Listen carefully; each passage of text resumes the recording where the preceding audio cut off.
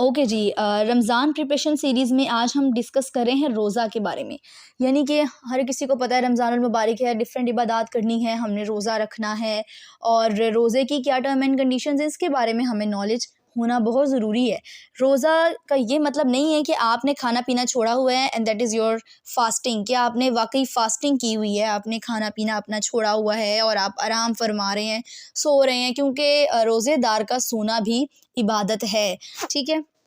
लेकिन इसका मतलब ये नहीं कि अगर रोज़ेदार का सोना इबादत है तो आप सुबह सहरी करें और पूरा दिन सोकर सुबह को सोएं और शाम को उठें और अफ्तारी के टाइम अफ्तारी करें, सो दैट इज़ योर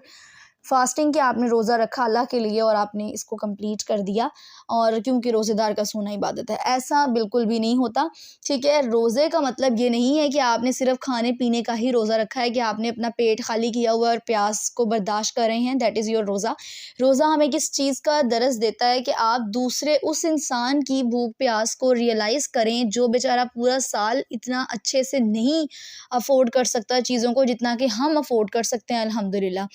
तो अगर आपको अल्लाह ताला ने नेमतें दी हैं तो वो रोज़े आपको ये रियलाइज़ करवाने के लिए हैं कि आप दूसरों को भी वो नेमतें प्रोवाइड करें, बजाय इसके कि आप उनको महरूम देखकर खुद सोते रहें और कहें कि जी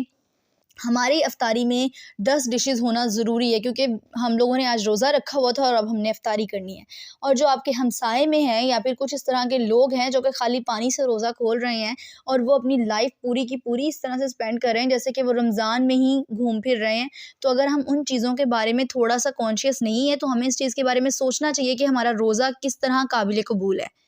ठीक है, आपका रोज़ा सिर्फ़ और सिर्फ़ आपके खाने-पीने का नहीं है, रोज़ा ज़ुबान का रोज़ा है। आपने हदीस में ये चीज़ सुनी होगी कि रोज़ा सिर्फ़ और सिर्फ़ खाने का नहीं है, ज़ुबान का रोज़ा है, दिल का रोज़ा है, रूह का रोज़ा है, आँख का रोज़ा है। ठीक है? यानी कि आप अपनी ज़ुबान से कोई ऐसे कलमात ना निकालें जो दूसरों को अज़ियत का बायस बने, और ना ही अपना दिल किसी के बारे में बुरा करें या दिल में किसी को गलत महसूस करवाएँ या गलत दिल में अपने लिए ख़यालात लेकर आएँ किसी के लिए, तो वो एक गलत चीज़ है जो कि आपको रोज़े में करना जायज़ नहीं है, ठीक है? इसी तरह रूह का रोज़ा का क्या मतलब है, आपकी रूह पाकीज़ा होनी चाहिए, अल्लाह ताला के लिए आप अपनी सारी इबादत को रिज़र्व कर दें। दुनिया की सोचों को कंज़र्व कर दें और अपनी इबादत को अल्लाह ताला के लिए लेकर चलें, ताकि आप लोगों को पता चले कि हमने अल्लाह ताला के करीब किस तरह से होना है। और ज़ुबान का रोज़ा का क्या मतलब है, आपकी ज़ुबान से कोई ऐसा लफ़्ज़ ना निकले। आँख का रोज़ा का क्या मतलब है कि आप कुछ भी ऐसा अपनी आँख से ना देखें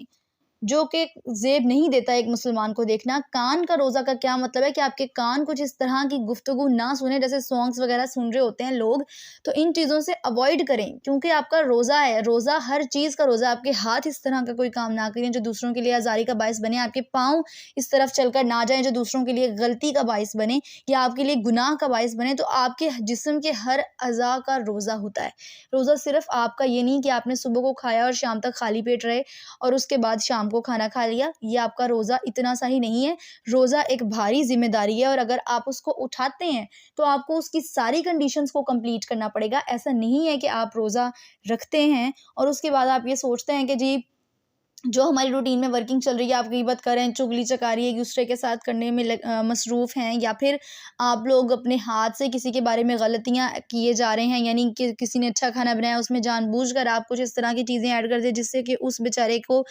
शर्मिंदगी का सामना करना पड़े। तो इन चीज़ों से अवॉइड करना रोज़ा हमें, अब ये देखें कि इन सब चीज़ों से बचने के बाद किस चीज़ का दर्स देता है, नेकी का दर्स, एहसास का दर्स, कि आप दूसरों का एहसास करें और अपने आप को गुनाहों से बचाएं, क्योंकि रमज़ानुल मुबारक में शैतान को तो कैद कर दिया गया है। अब आप हमारे अंदर का खुद का शैतान है वो जो इस तरह के काम हमसे करवाएगा, वो हम खुद शैतान है वो। फिर शैतान ऐसा कुछ नहीं कर रहा है, वो हम खुद कर रहे हैं। तो फिर सोचें कि अगर आप खुद ब खुद ही इतने ज़्यादा जो है वो नेगेटिव हैं तो शैतान आपसे कितना नेगेटिव काम करवा लेता होगा। अगर एक इंसान खुद ब खुद ही इतना नेगेटिव है तो शैतान को तो कुछ करना ही नहीं पड़ता, क्योंकि उसका काम तो खुद ब खुद आप कर रहे हैं। ठीक है, तो इस रमज़ानुल मुबारक में हमने इस चीज़ के बारे में सोचना है और अपना बिलीव इसके ऊपर आपने करना है कि आपने इंशाल्लाह इस रमज़ानुल मुबारक में रोज़ा रखने के बाद कुछ भी इस तरह का नहीं करना जो आपके लिए गुनाह का बायस बने, चाहे वो बहुत छोटी सी बात है या बहुत बड़ी सी बात है। और सेकंड वन थिंग जो मैं लाज़मी कहना चाहती हूँ कि जो आप खुद खाएँ, आपने ये हदीस भी अच्छी तरह दर्जनों बार सुनी हुई है कि जो आप अपने लिए पसंद करते हैं वही अपने भाई के लिए पसंद करें। ठीक है, जो आप खुद खाते हैं वही उसको खिलाएँ, कोई भी फ़र्क ना करें। तो आपके इर्द-गिर्द में जो आपके रिलेटिव्स हैं या फिर आपके जो नेबर्स हैं या फिर कुछ ऐसे लोग जो यतीम हैं या मिस्कीन हैं या अपना कुछ भी अफ़ोर्ड नहीं कर सकते, तो इस रमज़ानुल मुबारक में आप अगर 200 रुपए हैं आपके पास और आप 100 रुपए में अपना गुज़ारा कर सकते हैं, तो आपको चाहिए कि आप वो दूसरा 100 रुपए जो है वो उस बंदे को दें जो कि डिज़र्विंग है, जिसको कि चाहिए। और ये आपकी इतनी बड़ी नेकी इस रमज़ानुल मुबारक में काउंट की जाएगी कि आपकी सोच है कि अल्लाह ताला इस सदका जारिया को आपके लिए कितना ज़्यादा बढ़ा देता है। और इसके इतने पॉजिटिव पॉइंट्स हैं कि एक तो आपको खुद को दिली सुकून महसूस होगा कि आपने किसी की मदद की है और वो बंदा आपको कितनी दुआएं देगा जिसकी आप हेल्प करेंगे, ठीक है। और सेकंड वन थिंग कि अगर कोई दूसरा बंदा आपको देखता है तो वो भी आपसे इंस्पायर होगा, आपसे कुछ ना कुछ सीखेगा कि इस बंदे ने अगर इस तरह किसी की हेल्प की है तो मैं भी किसी की हेल्प करूँ। So that is your plus point कि नेकी के साथ नेकी मिलकर वो बढ़ती जाएगी। तो आपने इस रमज़ानुल मुबारक में थोड़ा सा इस तरह का काम करना और इसके साथ साथ कभी भी अपने आप को आपने शो ऑफ नहीं करना कि मैंने किसी के लिए ये काम किया है, कि उस बंदे की भी दिल आज़ारी हो और वो भी खुद शर्मिंदा हो कि मेरी इतनी ज़्यादा पब्लिसिटी हो गई, अगर किसी ने मेरी थोड़ी सी हेल्प कर दी है तो नेकी कर दरिया में डाल, ठीक है। नेकी आपने करनी है और उसके बाद उसको भूल जाना है, क्योंकि जब आप अपनी नेकी को भूल जाते हैं तो फिर अल्लाह ताला आपको उसका रिवॉर्ड दे के याद करवाता है कि आपने किसी टाइम में ये नेकी की थी। तो थोड़ी थोड़ी नेकियां जमा करते जाएं ताकि आपके पास बहुत सारी नेकियां जमा हो जाएं।